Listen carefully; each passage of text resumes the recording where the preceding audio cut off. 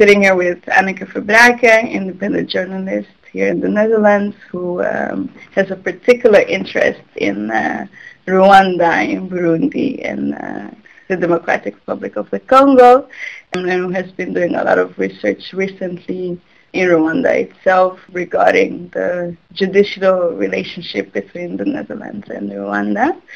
And next to her is Jan Hofdijk, who is a lawyer who has also been defending a lot of Rwandans here in the Netherlands who have been accused of having participated in the Rwandan genocide. So good afternoon, and thank you for your presence today. We would like to speak to you about the recent developments in the Netherlands, mostly regarding the recent cases that have been presented to the local courts in which Rwandan suspects are being accused of crimes and are being extradited, or their request to extract them back to Rwanda. Right. So, Anneke, can you tell us a bit more about your recent trip to Rwanda? Yeah, I've been doing research for the last year, I think, on Rwandans who are accused of genocide here in the Netherlands. I started this because Jan Hofdijk alerted me on the consequences of what our immigration service was doing to them, because it's the immigration service who is accusing Rwandans of having participated in a genocide. Mm-hmm. And when they're doing that, the Rwandans who are accused are losing everything they have during the procedure without a judge. So it's the immigration service, the Dutch immigration service, who decides if someone can get have its permit or passport or not. And if you lose your passport, if you lose your permit, you lose everything. You lose your money, you lose your assurance, everything. So what I saw was a lot of Rwandans accused and tumbling into poverty. And the Rwandan community was flabbergasted, because 2 years ago, 3 years ago, it was a flourishing community, and right now fear is governing. So I decided to do some research. Why, on what basis, is our immigration service accusing those Rwandans? Because there were also some Rwandans who said, hey, listen, these people are accused because they are political activists, and it's an instrument of the Rwandan regime to silence those political activists abroad. I started my research. I took some files to dip into, and I found out, together with Jan and some other people, that, for example, the immigration service is lying. It is shopping selectively in the material they receive. I decided to go to Rwanda to find out for myself who was really lying, what was really happening. Mm-hmm. Luckily, I came into contact with a lawyer who worked for our embassy in Kigali, the Dutch embassy in Kigali. He was the one who made some reports on Rwandans who were accused of genocide. And he told me that some reports were not used in the original files. They were replaced for negative reports. So, right. So can you tell us a bit more about how the procedure starts? How does a person who lives in the Netherlands, how do they get accused? Where is the evidence coming from? Who is arresting them? And how are the relationships regarding? Maybe Jan can say something about the procedure. I think he... There are two possibilities, or you just get a letter from the immigration, Right. In the letter is the proposal to withdraw everything from you, your documents, and then you have the possibility to react on this. But the proposal is already full of accusations which are completely anonymous, so you don't know where it comes from. Yeah, that's immigration sending to you, and then you have the possibility to react. Mm-hmm. And after the reaction, there is a hearing in the building of the immigration. And well, I had a lot of hearings, but everything you state then will be not listening to, because you only answer is, of course, I don't know what you're talking about. Right. Exactly, I don't know what you're talking about, because the results of your investigation is very negative for me, but it's not me you're talking about, and I don't know where you have the information from. Can I say something? Yes, of course. Because at the base of the accusations of our immigration service is an individual report. We call it individueel ambtsbericht. Right. That report is made at the request of our immigration service by our embassy in Kigali. Mm-hmm. Kigali contracts local lawyers to do the research. What happens is that local lawyer goes out on the street, goes into Rwanda, doing some research in archives, and he's also talking to witnesses. Mm-hmm. He doesn't tape his conversations with the witnesses. He doesn't take pictures of the witnesses. He doesn't ask their ID of the witnesses. He makes his report, he gives it to the embassy, and nobody knows who the witnesses are exactly, what their background is. And there are in the procedure 2 moments on which those witnesses have to be checked. Right. But that check isn't going to happen because nobody is flying from the Netherlands back to Kigali to talk again with those witnesses. So there is only one person from the Dutch embassy in Kigali. Not even from the Dutch embassy. It's a local lawyer, right, who has a contract with the Dutch embassy, who is doing more of these researches for the Dutch embassy. Right. So he goes out and finds his witnesses, and then he drafts a report. This report then is sent back to the Netherlands, and based on this report, people can be accused of crimes, right? And nobody knows the witnesses, so they're anonymous. They can tell whatever they want because Jan and the other lawyers can't check their background. Right. But there are 2 other persons, they have been arrested by the police. Mm-hmm. One person has been here already more than 10 years. Has been arrested in the morning by 30 policemen, and the whole family was in shock. And he is in jail, while I won in the meantime, because it started with a normal procedure with the letter in the envelope brought by the post. Mm-hmm. I won that procedure. He could stay, and he got back his documents. And how did you win it, if you cannot check the accusations? I came to the judge in Haarlem, mm-hmm. in Holland, and I had 1 meter documents with me, and she had only 40 minutes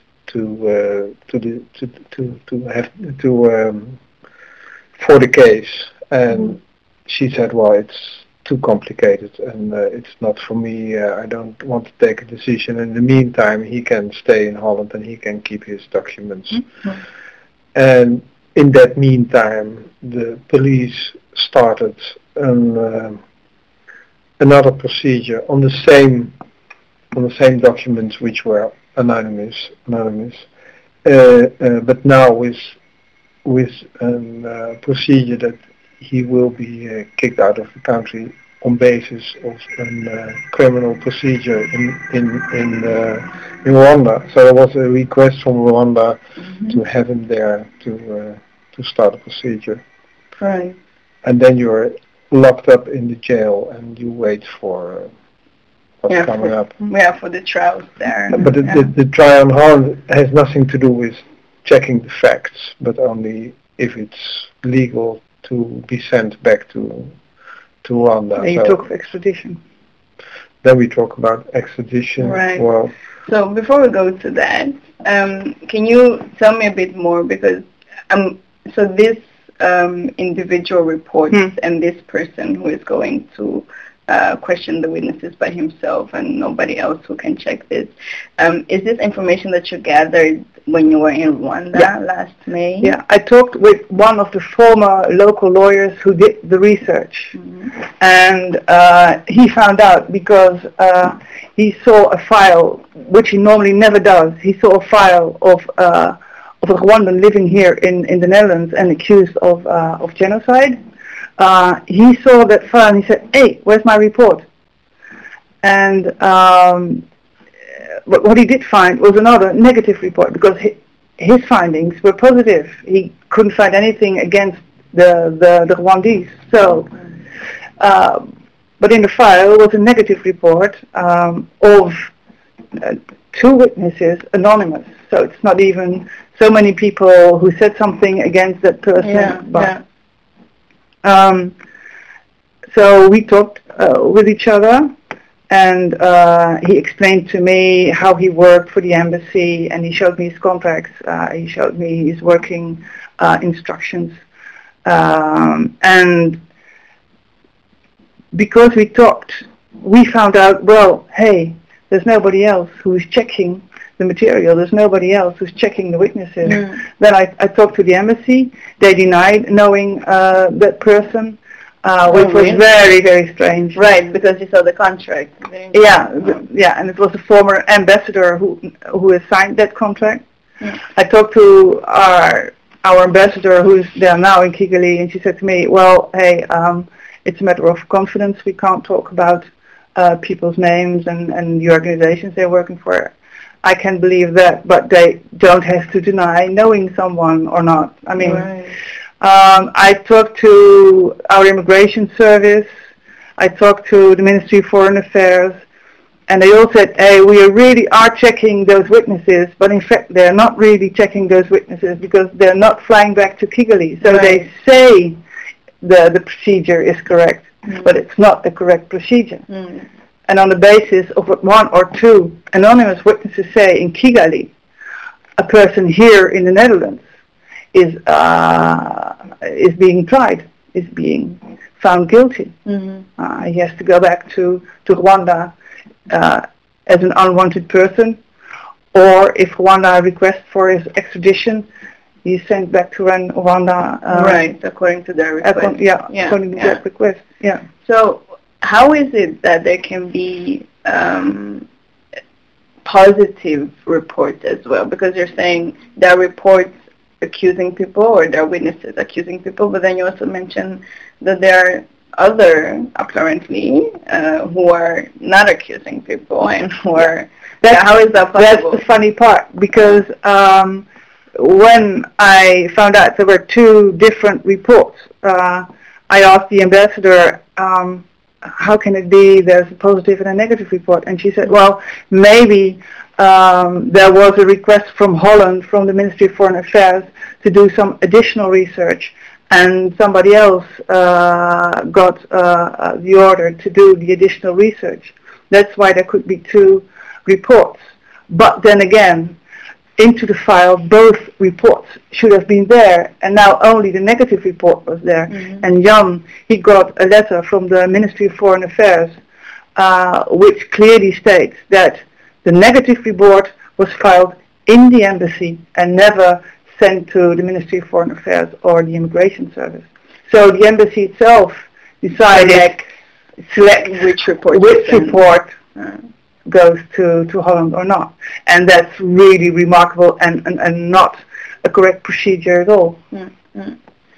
But is it the embassy that employs both researchers? Yes. All right. Yes. They have a pool of researchers, and they have contacts with, for example, they've got 4 or 5 researchers, and they do their job separately from each other. Right. But it should be the embassy who gives the order to two different local lawyers to do the same research. If they do that, they can see what's correct and what's not correct, because those two lawyers do the same research on their own basis. Right. But the embassy gets the two reports and can decide which is good, which is not good, which is correct, which is not correct, in which way they are good or not. And you write that in the specific case of Joseph Mugenzi, you've also ventured out and spoken to witnesses. Yeah. And can you tell us a bit more about your findings? Yeah. At first, everybody was afraid to talk. So what I did, I invited most of them to my hotel room, so there where we could talk in all tranquility. I talked to a good friend of his, also a supplier of medicine, because Mugenzi was a pharmacien, a pharmacist. Right. And he was there during the genocide, right next to his pharmacy, his pharmacy. So he could very well see what Mugenzi did or not. He was practically almost every day there. And he told me, listen, they said there was a roadblock next to his shop.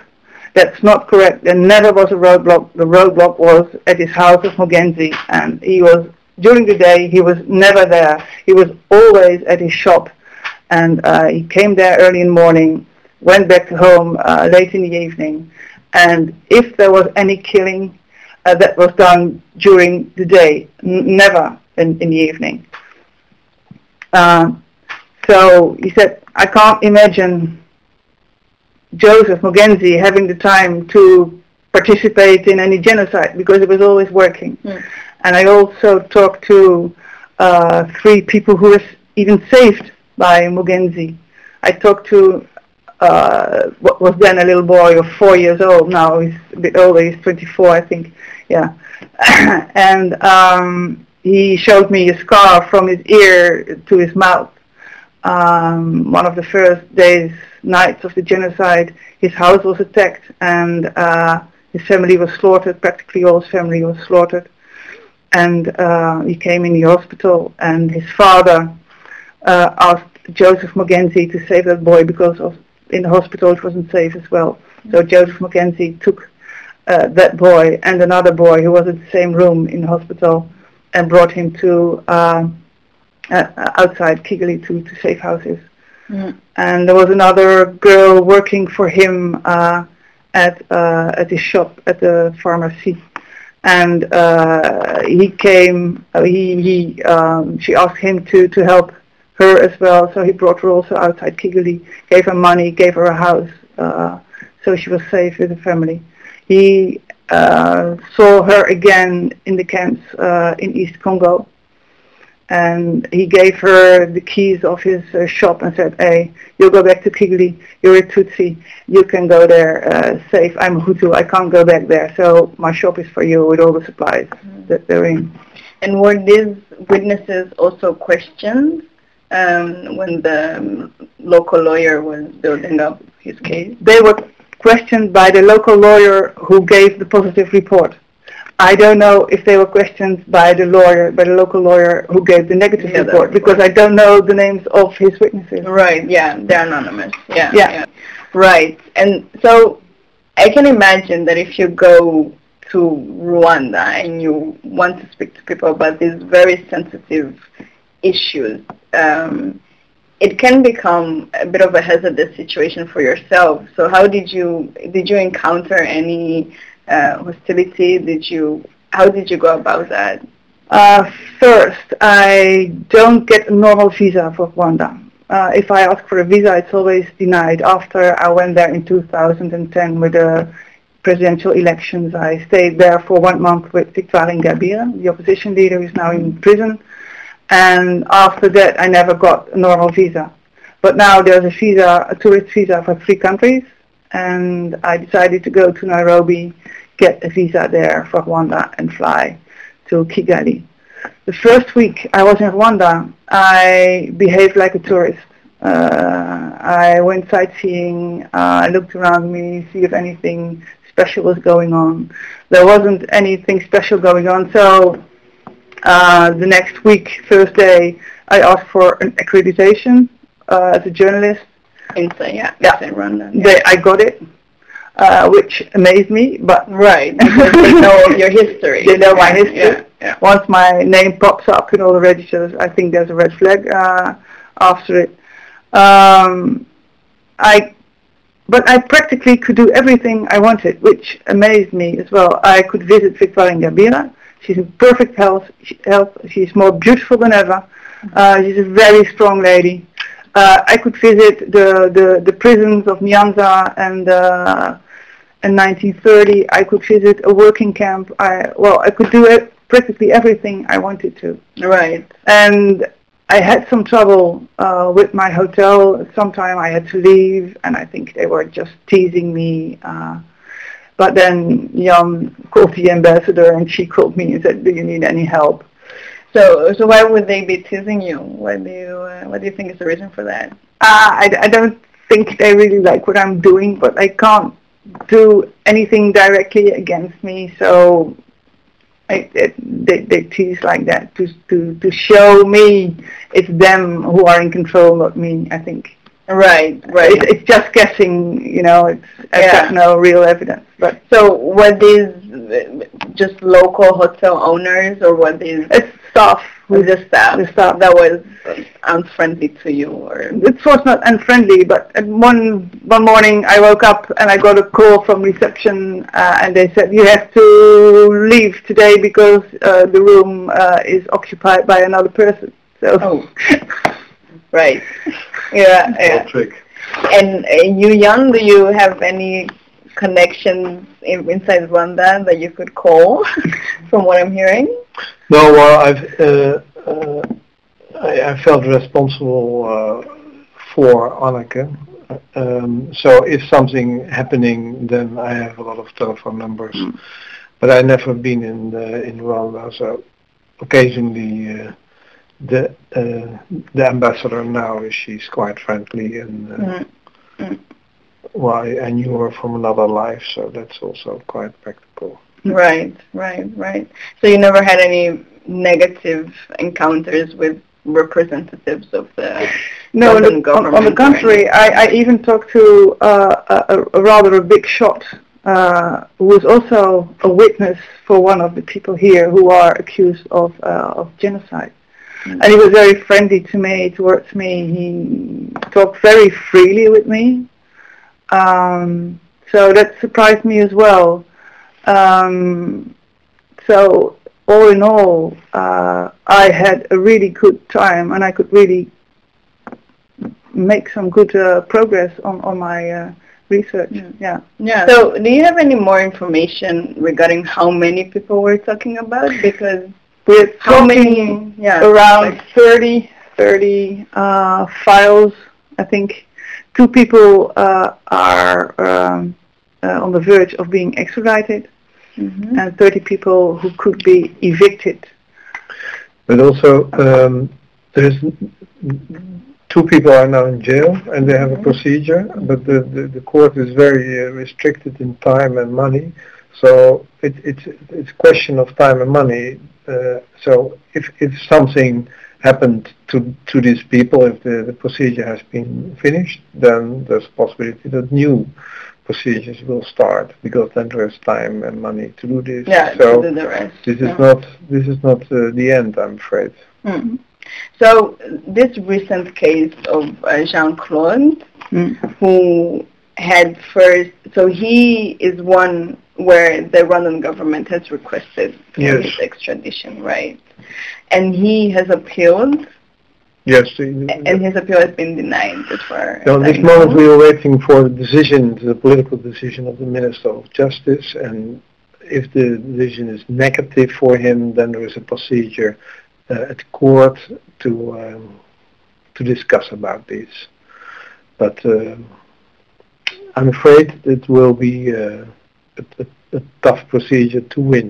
Mm-hmm. And it's strange because this young guy was 17 when he left the country. His mother was Tutsi, and his whole family from the mother's side has been killed. And he had a lot of, he suffered a lot before he came to Holland, and he came to Holland because of the United Nations gave him the possibility to go to the Netherlands. So it's not somebody, and still the United Nations is very interested in this case and still visiting him because they're worried, I think, also about his position. Mm-hmm. I also went looking for one of the witnesses for him, for Jean-Claude Nyamuremye in Kigali. Mm-hmm. And then you see what happens. We got a vague description of the quarter he was living in and his name. In no time, you are with around 10, 20 people who are walking with you and who are listening to what you're saying. Mm-hmm. We found him. Of course, I couldn't say why I was there with 20, 30 people guarding me. Yeah. So we made an appointment. We should see each other on Saturday in my hotel. He never showed up. I tried to call him. He didn't answer. I asked my fixer, because I always work with a fixer when I'm in Rwanda or in Congo. I asked my fixer when I got back here in the Netherlands to contact him. At first, that didn't work as well. A few days later, she talked to him, and what she said to me is, he said, what she heard, it's not what he said directly, but what she heard was that he said, I was afraid to go there and I was afraid to talk to her. Mm. So that's what happens in Rwanda. People are really scared to talk with a journalist, especially when a lot of people have seen you in the company of someone. So people can talk if they know they're not seen by a lot of other people. Right, so you have to go more discreet. Much more discreet. Yeah. It was a learning lesson as well for me. Right. Yeah. Right. So, except for venturing out to seek witnesses and doing your research at the Dutch embassy, were there any other proceedings? I went also to the genocide tracking unit, genocide refugee tracking unit. Headed by John Bosco, and I was very surprised when I entered his office, because there was a lot of Delft blue pottery in it. So the signs were there, and he showed me also an address card of someone of our police force, and he was very proud on the relationship with the Netherlands. Mm. And for me, it became clear that there was really a short line between the police here in the Netherlands and his tracking unit. And it was also clear to me that when researchers come from abroad, it's a tracking unit who gives them information, who goes with them touring the country to sites, who helps them with witnesses. So they're responsible for tracking people inside Rwanda? No, the tracking unit is responsible for tracking people outside Rwanda. Mm-hmm. So what you see is when researchers come from outside the country, it's them who occupy themselves with those researchers, giving them all support and all information. Yeah. So it's very difficult for researchers from abroad to do something on their own, because it's always the tracking unit who is next to them and who hears what they're saying, who brings the witnesses to them. Right. So, and you're saying there's a thin line between them and the Dutch police? Yeah. What do you mean? Well, John Bosco, the managing director of the tracking unit, was very proud. He said, well, when we prepare a case for a court abroad, we have to make sure our information is correct. But what he in fact was saying, we inform the people abroad. So we inform the police in the Netherlands. But that's something I have to do some more research, because I don't have the undeniable proof for that. Right. So you would say that what the Rwandan police genocide tracking office, what they have in mind and what they put in order is actually what is being executed exactly. in the Netherlands. They give the information to the Dutch police, and the Dutch police uses it to formulate accusations, and then the E&A, our immigration organization, is taking it from there. Right, because there is no independent Dutch research from what I'm hearing. Is that correct, Jan? No. No. Independent. Yeah, so everything is as it is been set up in Rwanda is what is being received in the Netherlands, and there is no feedback loop to that or anything? No, as far as I know, there's a special department of the immigration in Hoofddorp, and there are, I think, 20, 30 people working there. And I think they have they're quite proud that they're looking after mass murders.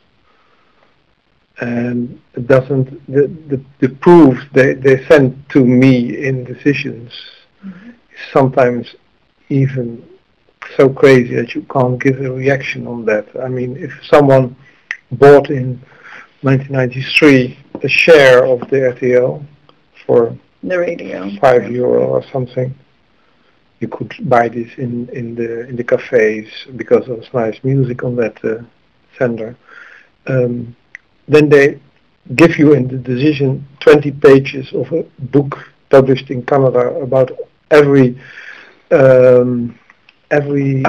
program they have made in RTL, and the conclusion is that it was a genocide promoter, and because of buying this share of €5 makes you also a génocidaire.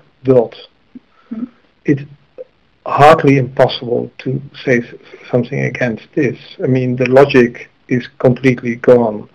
And that's also the problem in this department. There are a lot of people working with, not really a high education, but they are very firm to catch the criminals.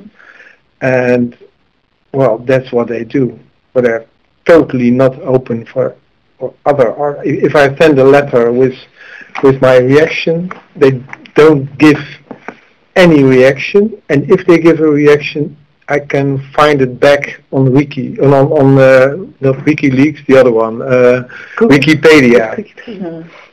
And even literally, like when I say, African Rights is not a genuine human rights organization because it has been paid by Paul Kagame, and then I get an answer.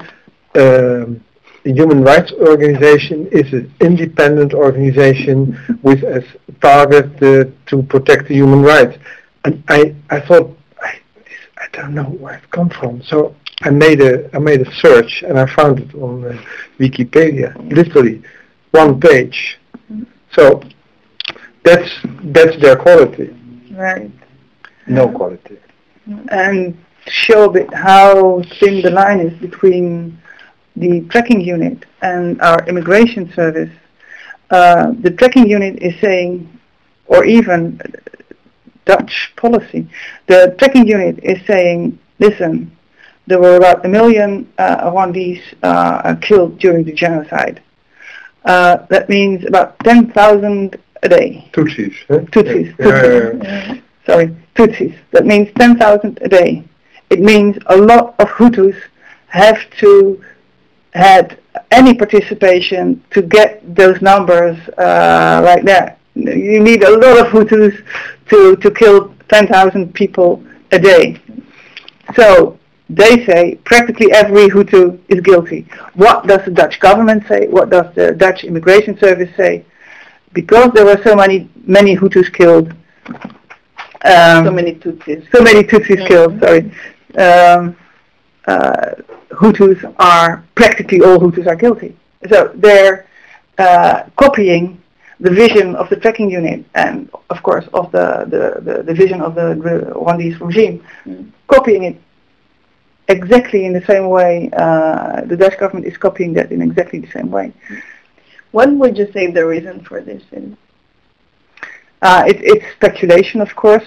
But I think the Netherlands is helping Rwanda since the genocide in 1994. Our Minister then of Development, Jan Hofdijk, was very committed to the Rwandan case. He saw the bodies in the river and he was shocked by seeing that. So he wanted to do something for Rwanda. He became a close friend of Paul Kagame. Insofar you can be close to Paul Kagame. We continue to give support until now. And I think the Netherlands find it difficult to admit the support has not really have the effect they would like to see, because there's still not a good judicial system in Rwanda. It's not an independent judicial system. And if you have been working for 20 years, you're giving support for 20 years to that judicial system, and it's still not really working, well, it's something you don't like to say out loud. And of course, I think there are economical interests. The Netherlands, I think, are interested in gas in Kivu Lake, in Lake Kivu, and other things. But that's speculation. Mm-hmm.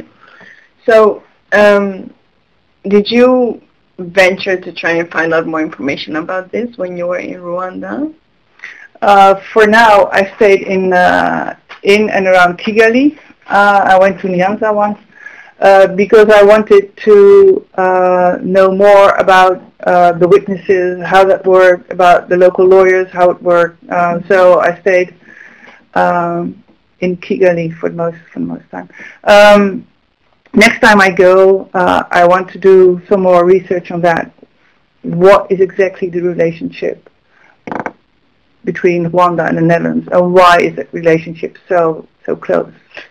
Going back to where we are now and the findings that you have, what do you envision to do with it, or what are your plans? Well, we like to. I think Jan should say something about getting some politicians active on this file. Mm-hmm. I'm trying to get more journalists in the Netherlands and abroad to give more attention to this subject, because I think it's necessary. But it's also a touchy subject, because here in Holland the media really don't want to bring something, because it's always dangerous to bring something about a genocidaire. Maybe he is innocent, but maybe he's guilty, and if you have a story about him or her, that could be dangerous. So there are not many media who are jumping to take this story, but I'm trying to get it in France and to have more media coverage, because I think it's really not done that the Netherlands is hiding files in their own embassy and manipulating evidence with an immigration service who is shopping selectively in all the information, and who is using old reports, who is using NGOs like African Rights, who are not really NGOs, and based on that, people are evicted, and it's really a shame. It's a shame. And you're trying to do this with Jan? Could you tell us more about your? Yeah, well, it's very difficult to find people to but it's of course a question of the rule of law in Rwanda, but also rule of law in Holland. I mean, how the judges are treating this case is really shocking. I mean, I get the idea that for some judges it is sort of proud to be also a judge in a genocide case, and it will be a disappointment if the criminal is not really the criminal they like to be, because then the status of the case is lower. So they really look at my clients in the courtroom with an angriness that I think, well, let's start to think that he's innocent. Well, it's a long way to convince also people in the politics that it's really something which has to do with the Dutch rule of law. So, what do you think will happen in the time to come? What are your expectations? Well, in the end, I win every procedure I started, but I'm not quite sure how I will do it this case, this time. It's very difficult because, well, we try also. I also try to interest friends in special positions to give a glance on these files, and they all say, "Wow, Jan, wow." They all say that it's very difficult to take a position in this. Yeah. They're all afraid, and they have to really understand that it's not only something to do with the Africa and so on, but also with the rule of law in Holland. It's really Holland which is at stake. Yeah, and it's important because the Netherlands, we are saying to Rwanda, well, they don't get a fair trial if you are a critic or a political activist. But even here in the Netherlands, people are not getting a fair trial, and that's what's bothering me. I mean, we are, how do you say, a modern country with a good judicial structure, I thought. But even here, people like Mugenzi, like Mugimba, like Jean-Claude Iyamuremye don't get a fair trial, and that's really bothering me, and that's a shame. Netherlands should do much, much better than that. So what would your suggestions be to the Dutch judicial system? I should say, one, the embassy should take more responsibility for their individual reports. They should make sure that their local lawyers are doing their work correctly. They should make some kind of check. So later on we know these witnesses are good, they can be trusted. Now nobody knows. Now nobody knows the witnesses. That's one. Two, what we see now is that the same judge is doing 2 cases of extradition. It means she said to Jean-Claude, you can go to Rwanda to have a trial because everything is fair there and the prison is okay and you're treating well. That same judge is now doing the trial for Mugimba. She can't say, well, I said that to Jean-Claude, well, with Mugimba, well, that's something different. He can stay. So she has to decide, she practically has to decide as well that he can go as well. So that's not fair. We have a prosecutor who is really biased. That should change. That really should change because now the prosecution is deaf for everything people like lawyers like Jan give to them on new information. I even think the judges are maybe biased. Jan has tried to do something like that, say something like that in the trial of Mugimba. It was denied. The court said, well, the judges are not biased and they can continue with the case. But it's really something that should be changed. And we have an immigration service who really are genocide hunters who do everything to track them down, to hunt them down, and to accuse them with whatever means they have, and that should change as well. So, Jan, can you tell us a bit more about why you thought the judges were biased in this specific case of Mugimba? Well, in this special case, we have said that there's too little time to give a reaction on the statement of the prosecutor. And the judge, there are 3 judges by the way, they came to the conclusion that a few hours, half a day should be enough And that was a reason to say, okay, we want different judges, but that didn't work out. So, Right. but well, we're waiting for the decision, so you don't have to be too quick in making them down. So we're waiting for the decision, and you never know if there's not some miracles happening. Miracles could be happening. Right.